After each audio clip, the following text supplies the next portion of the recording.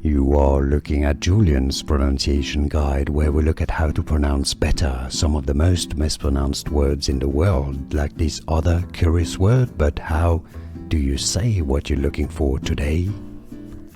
There are two slightly different ways of pronouncing this word depending on the accent. I mean, it's essentially the same but slightly different, so you'll hear it. So in British English, in the UK, it's often pronounced, generally said as growl, growl, okay, growl. Now in the US, it's more generally pronounced as growl, growl. So you have a more kind of two slightly distinct syllables here, growl, growl, growl, or just one syllable, growl, growl, or growl.